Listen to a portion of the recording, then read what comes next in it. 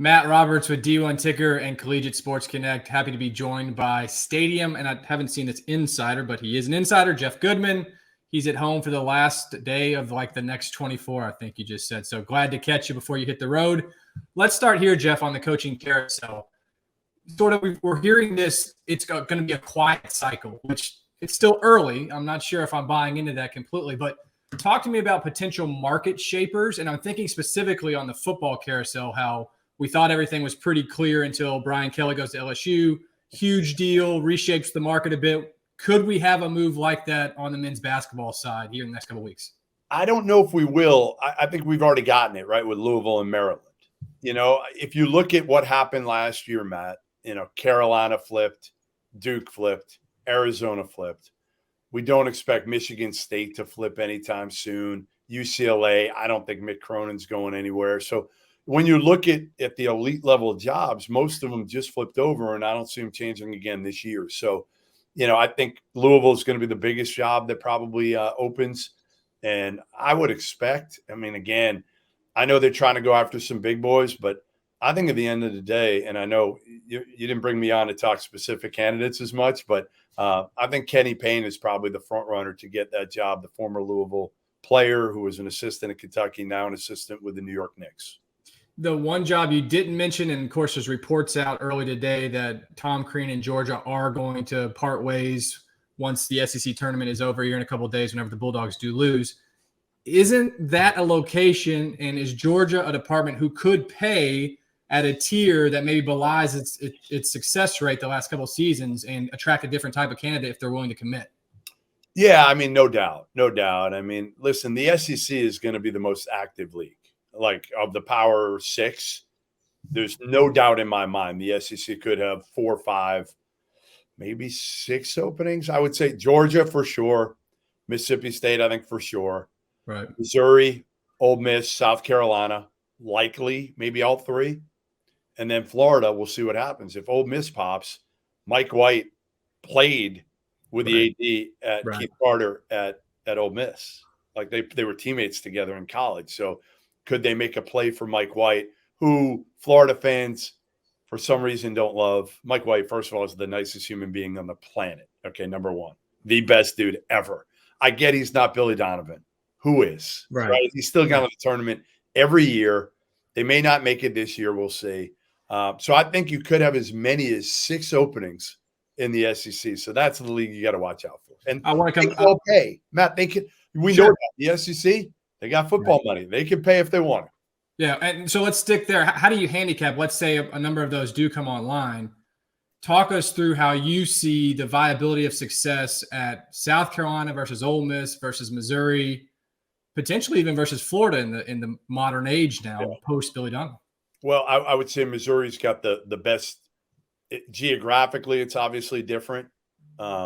Being in the Midwest, and it's also got more of a basketball savvy fan base, right? The other ones, not to say you can't do it at a football school. I mean, again, look at what Nate Oates has done at Alabama. He's done a great job. I mean, heck of a hire, an outside the box hire for Greg Byrne that I really didn't know if it was going to work out, but he's got the personality to be able to pull it off. And I think that's what, you know, you're going to see here with some of these jobs is, you know, you're seeing some of these older dudes, the Ben Howlands, the Kermit Davises, Frank Martin to some degree. I think, again, if they flip over, I would expect to see more youth come in.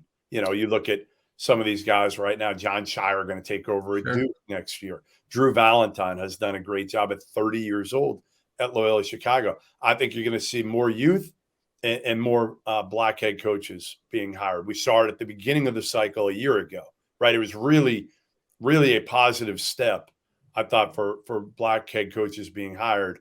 And then the second, well, maybe the last third of the cycle, it kind of went against that a little bit. Beyond the financial marker of a Brian Kelly type deal for basketball, could a move like Mick Cronin to Louisville be a domino that we're not quite expecting that leads to a whole host of other offshoots and other coaching openings? It could. I would say this is I can't see Mick Cronin leaving, even to go back to the Midwest for a place where there's no permanent athletic director or president. Like that's the key, right? Like people, you know this better than anybody. But the average fan doesn't understand how important that is. Like, how could you leave UCLA, one of the top 10 jobs in America, for a spot that you don't know who you're going to be working for? And they also have some NCAA stuff still hanging over their head at Louisville. Like, to me, it makes no sense. I don't expect it. That's why I said I think when it comes down to it, they go with Kenny Payne, because the only way you can't go with Kenny Payne is if you get a Mick Cronin. If you hit it out of the park with a big name where everybody says, okay, I get it. I would hire Mick Cronin over Kenny Payne too. Look at what he's done. But if it gets down to, a Matt McMahon, for example, you're going to say, all right, well, that's not going to move the needle PR wise, right? So we got to go with Kenny Payne, because frankly, every former player at Louisville wants him to go with Kenny Payne. So I don't know. I mean, even with Maryland, Matt, you're talking guys right now like Andy Enfield at USC, Kevin Willard at Seton Hall, maybe a Wes Miller, somebody like that who just got to Cincinnati. So Andy Enfield, how much does that move? It doesn't. Like USC opening up, it's a basketball job. It's not like you're not going to be able to pull anybody to USC out of a really, really good high major job. You're not, unless they hate their AD. I always say this, like the only guys that have kind of gone to lateral moves, high major moves, I'll give you a couple. Frank Martin. Yep. Didn't like his AD at Kansas State, went to South Carolina. Buzz Williams. Yep. Didn't work for him. A couple of them, right? Marquette to Virginia Tech, Virginia Tech to Texas A&M. What does that say about Buzz? I think it says maybe he's not that easy to work with. Sure. Those are the situations. But if you're in a good situation and you like your administration and your AD and your president, you're probably not leaving. Like Scott Drew is not going to Louisville, Matt. He's not. He fits at Baylor. He knows he fits at Baylor.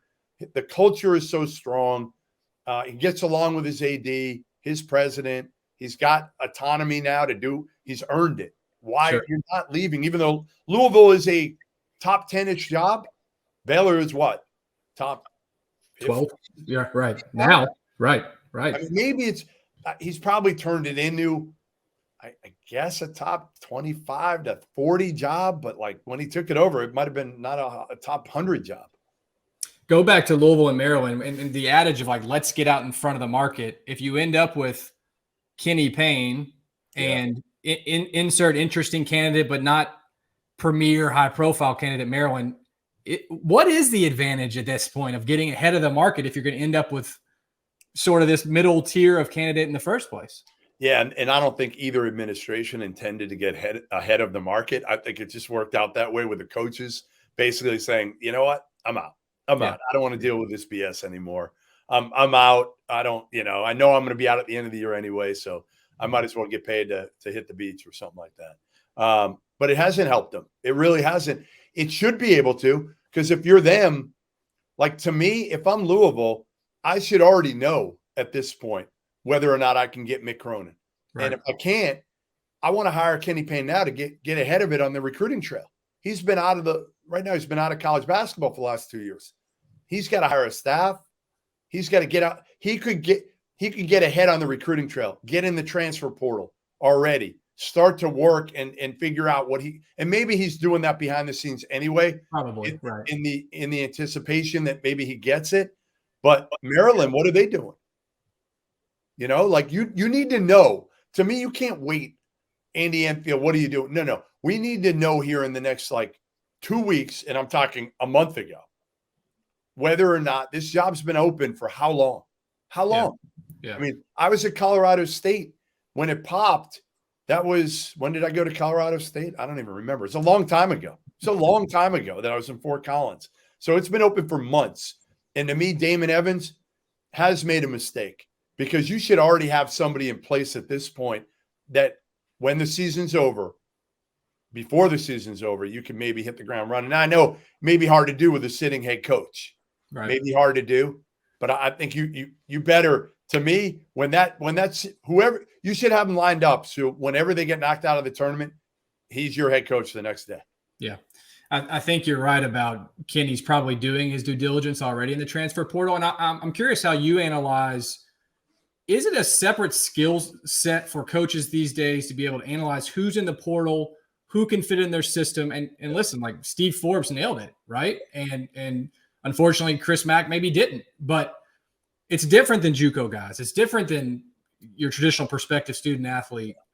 Is that somebody on the staff you need to hire that has such an intrinsic understanding of the transfer portal and how it's going to fit, or is that just a byproduct of recruiting for these guys?